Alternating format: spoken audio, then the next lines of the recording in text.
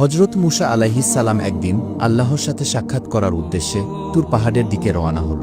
তুর পাহাড়ের উপর স্বয়ং আল্লাহ রাব্বুল আলামিন গায়েবী আওয়াজের মাধ্যমে হজরত মুসা আলাইহিস সালামের সাথে কথা বলা শুরু করল। মুসা আলাইহিস সালাম বললেন, হে আল্লাহ, আমি জানতে চাই জান্নাতে আমার সাথে কারা থাকবে। তখন আল্লাহ রব্বুল আলামিন বললেন, হে মুসা, বনি ইসরায়েলের মধ্যে একজন কসাই বসবাস করেন যে তোমার সাথেই জান্নাতে যাবে এবং ওই কসাই তোমার সঙ্গেই জান্নাতে থাকবে। তখন মুসা আলাইহিস সালাম বললেন, হে আল্লাহ, আমাকে তুমি একজন নবী হিসেবে বানিয়েছ।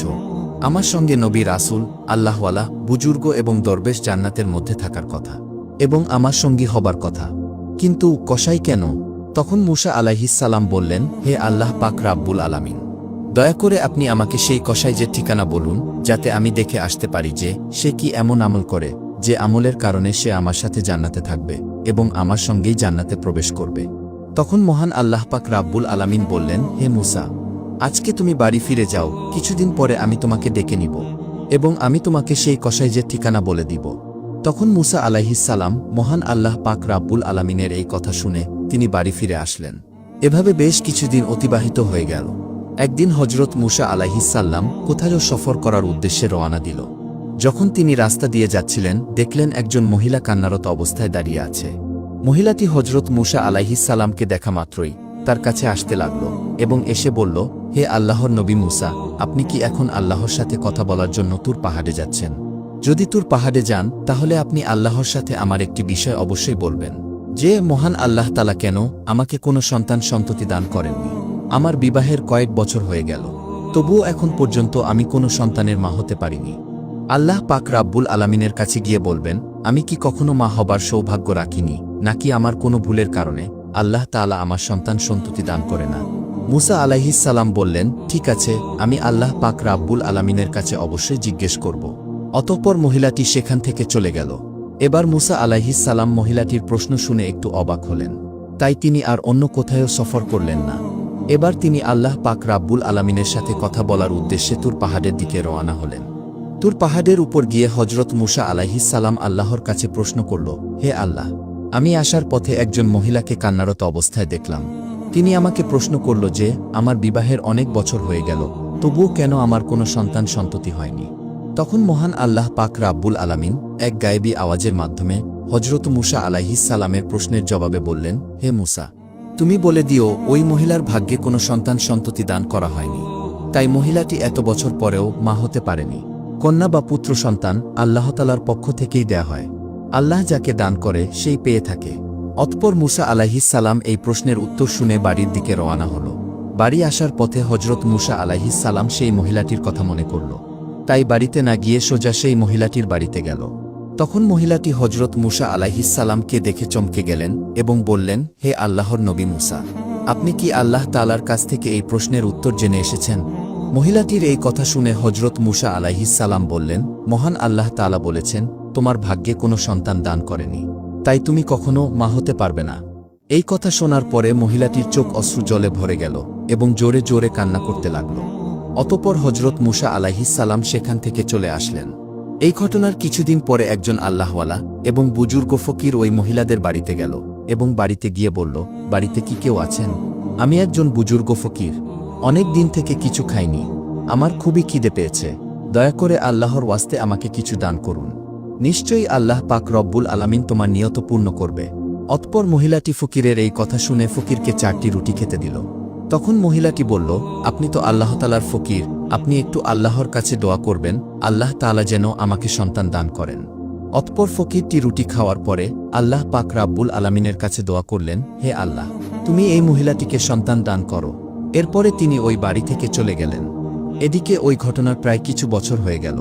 একদিন হঠাৎ হজরত মুসা আলাইহিস সালাম আবারও কোথাও সফর করছিলেন। হজরত মুসা আলাইহিস সালাম ওই মহিলাটির বাড়ির পাশ দিয়ে যাচ্ছিলেন। তখন হজরত মুসা আলাইহিস সালামের এই মহিলাটির কথা মনে পড়ল। এবার হজরত মুসা আলাইহিস সালাম তার বাড়ির কাছে গিয়ে দেখল ওই মহিলাটি ছোট্ট সন্তান নিয়ে মনের আনন্দে খেলা করছে। মহিলাটি হজরত মুসা আলাইহিস সালামকে দেখে বাহিরে চলে আসলো এবং বলল, হে আল্লাহর নবী মুসা, আপনি তো বলেছিলেন আল্লাহ তাআলা আমাকে কোনো সন্তানই দান করবে না, আমার ভাগ্যে নাকি কোনো সন্তানই লেখা হয়নি, কিন্তু আল্লাহ তাআলা তো আমাকে একটা সন্তান দান করেছেন। এটা শুনে হজরত মুসা আলাইহিসসালাম একটু অবাক হলেন এবং এই প্রশ্নের উত্তর জানার জন্য হজরত মুসা আলাইহিসসালাম তুর পাহাড়ের দিকে রওনা হলেন।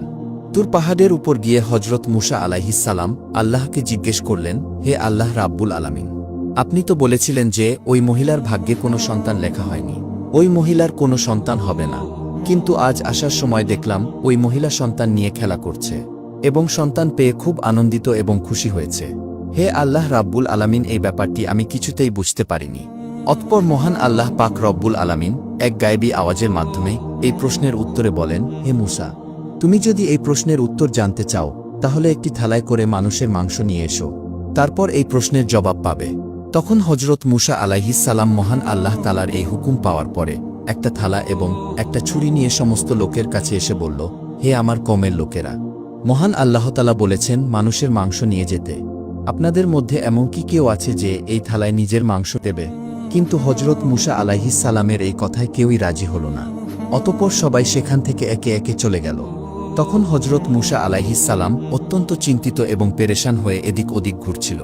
হজরত মুসা আলাইহিসসালাম যখন মানুষের মাংস না পেয়ে বাড়ির দিকে ফিরে যাচ্ছিলেন, তখন হঠাৎ একজন বুজুর্গ ফকির পিছন থেকে ডেকে বলল, হে আল্লাহর নবী মুসা, তোমার কি হয়েছে?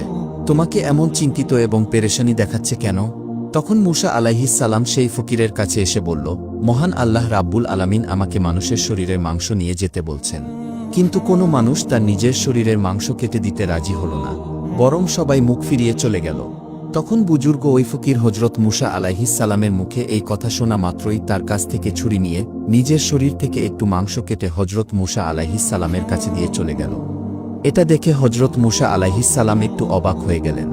অতঃপর মুসা আলাইহিসসালাম ওই মানুষের মাংস নিয়ে আবারও তুর পাহাড়ের উপর চলে গেল এবং মুসা আলাইহিসসালাম বললেন, হে আল্লাহ, আমি মানুষের মাংস নিয়ে এসেছি, কিন্তু এই মাংস যার কাছে গিয়ে চেয়েছি এবং দিতে বলেছি সব মানুষ মুখ ফিরিয়ে চলে গেল। শুধুমাত্র একজন বুজুর্গ ফকির আল্লাহর নাম শোনা মাত্রই তার শরীরের মাংস কেটে আমার কাছে দিয়ে দিল। তখন মহান আল্লাহ পাক রাব্বুল আলামিন এক গায়েবী আওয়াজের মাধ্যমে হজরত মুসা আলাইহিসসালামকে বললেন, হে মুসা, এই মাংসের জন্য সব মানুষের কাছে যাওয়ার তো দরকার ছিল না, তুমিই তো যথেষ্ট ছিলে। এর মাধ্যমে তুমি তোমার প্রশ্নের উত্তর পেয়ে গেছ। যে বুজুর্গ ফকির আল্লাহর নাম শোনা মাত্রই তার নিজের শরীরের মাংস কেটে আল্লাহ পাক রব্বুল আলামিনকে দেখিয়ে দিয়েছে, ওই ফকিরের দোয়ার কারণেই সেই মহিলার সন্তান দান করেছি। যে ব্যক্তি আল্লাহর রাস্তায় সবকিছু উৎসর্গ করে দেয়, সবকিছু দান করে দেয়, আল্লাহ তাআলা তাকে সবকিছু দিয়ে দেয়, এমনকি তার ভাগ্যকেও পরিবর্তন করে দেয়। অতঃপর হজরত মুসা আলাইহিসসালাম আল্লাহ রাব্বুল আলামিনের এই উত্তর শুনে বাড়িতে চলে আসলেন। এরপর কিছুদিন অতিবাহিত হয়ে গেল। একদিন হজরত মুসা আলাইহিসসালামের মনে পড়ে গেল যে আল্লাহ পাক রাব্বুল আলামিন বলেছিলেন কসাই তার সাথে জান্নাতের সঙ্গী হবে। এই প্রশ্নের জবাব জানার জন্য হজরত মুসা আলাইহিসসালাম আবারও তুর পাহাড়ের উদ্দেশ্যে রওনা হলেন। তুর পাহাড়ে গিয়ে হজরত মুসা আলাইহিসসালাম বললেন, হে আল্লাহ রাব্বুল আলামিন, আপনি বলেছিলেন কসাই আমার সাথে জান্নাতের সঙ্গী হবে।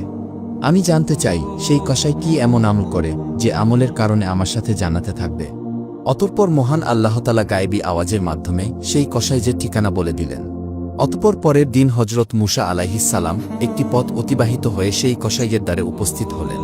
কিছুক্ষণ পরে মুসা আলাইহিসসালাম দেখলেন এই মাংসগুলোকে নিয়ে তার বাড়ির পথে রওনা দিলেন। হজরত মুসা আলাইহিসসালামও কসাইয়ের পিছন পিছন রওনা দিলেন। এক পর্যায়ে তার বাড়িতে পৌঁছে গেলেন। হজরত মুসা আলাইহিসসালাম দূর থেকে তার বাড়িটিকে লক্ষ্য করে সেদিনের মতো সেখান থেকে চলে গেলেন। পরের দিন হজরত মুসা আলাইহিসসালাম আবারও সেই কসাইয়ের বাড়িতে গেলেন এবং বললেন, বাড়িতে কি কেউ আছেন? আমি একজন মুসাফির, কিন্তু বাড়ির ভেতর থেকে কোনো উত্তর এলো না। তখন হজরত মুসা আলাইহিসসালাম ভাবল আসলেই বাড়িতে কেউই নেই। অতঃপর হজরত মুসা আলাইহিসসালাম আবারও সেই কসাইয়ের দোকানে উপস্থিত হলেন।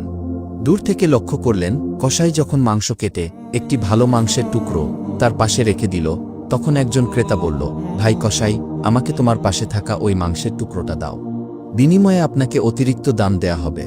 তখন কসাই বলল, আপনি আমাকে যতই দাম দেন না কেন, এই মাংসের টুকরো আমি দিব না। তখন কসাই বলল, ভাই এটি আমার বাড়িতে নিয়ে যাব। তখন হজরত মুসা আলাইহিসসালাম মনে মনে ভাবল, বাড়িতে তো কেউই নেই।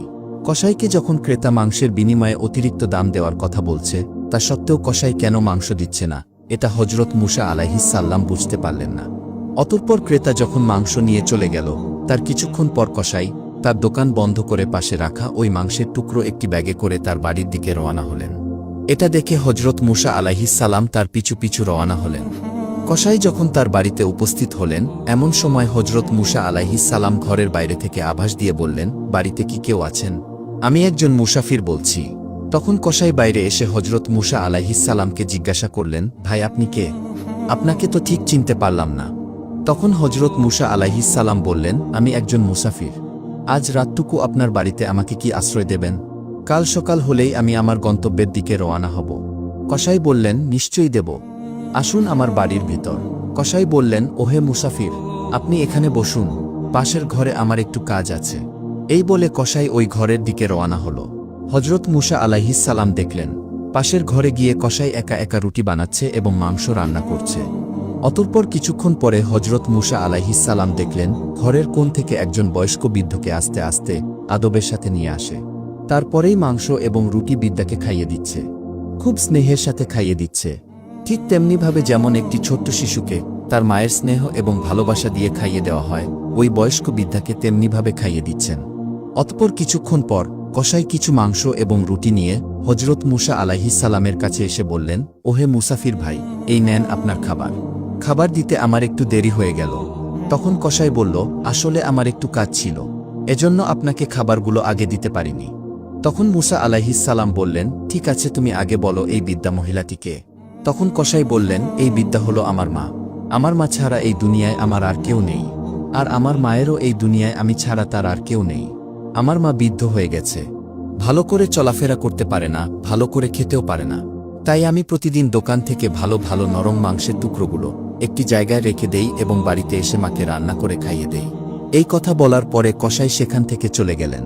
হজরত মুসা আলাইহিস সালাম কসাইজের মায়ের প্রতি এমন ভক্তি এবং স্নেহ ভালোবাসা দেখে হতভম্ব হয়ে গেলেন। অতঃপর হজরত মুসা আলাইহিস সালাম পাশের ঘর থেকে লক্ষ্য করে দেখলেন, তার বৃদ্ধা মা চোখের পানি ছেড়ে দিয়ে কান্না করে দুটি হাত তুলে আল্লাহর দরবারে দোয়া করতে লাগলেন। ওগো আল্লাহ, তুমি রাহমানুর রাহিম, তুমি সব কিছুরই খবর রাখো। পৃথিবীতে এমন কিছু নেই যার খবর তুমি রাখো না। আমার ছেলে কসাইজের সেবায় আমি খুশি। হে আল্লাহ, মা হয়ে আমি তোমার দরবারে আমার ছেলের জন্য দোয়া করেছি। এই বনি ইসরায়েলের সবচেয়ে বড় পয়গাম্বর হজরত মুসা আলাইহিস সালাম। হে আল্লাহ, দয়া করে মেহেরবানি করে আমার এই ছেলে কসাইকে হজরত মুসা আলাইহিস সালামের সাথে জান্নাতে দিও। অতঃপর হজরত মুসা আলাইহিস সালাম বাড়িতে না গিয়ে তুর পাহাড়ের দিকে রওনা হলেন। তুর পাহাড়ের উপরে গিয়ে হজরত মুসা আলাইহিস সালাম বললেন, আমি কসাইয়ের বাড়িতে গিয়ে দেখলাম, কসাই শুধুমাত্র তার মায়ের ভক্তি এবং সেবা ছাড়া আর তেমন কিছুই দেখতে পায়নি। তখন এক গায়েবী আওয়াজের মাধ্যমে মহান আল্লাহ পাক রব্বুল আলামিন বললেন, হে মুসা, তুমি জেনে রাখো কি আমলের কারণে কসাই তোমার সাথে জান্নাতে যাবে, সেটা হলো তার মায়ের অতি ভক্তি ও মায়ের সেবা। কসাইজের মা কান্না করে চোখের পানি ছেড়ে দিয়ে তার ছেলে কসাইজের জন্য দুটি হাত তুলে দোয়া করে, কসাই যেন নবী মুসা আলাইহিস সালামের সাথে জান্নাতে যেতে পারে। আল্লাহ তাআলা কখনো মায়ের দোয়া ফেরত দেয় না। হে মুসা, কসাইজের আসল আমল হলো তার মায়ের প্রতি এমন ভক্তি, সেবা এবং মায়ের প্রতি এমন স্নেহ ও ভালোবাসা, যার কারণে কসাই তোমার সাথে জান্নাতে যাবে।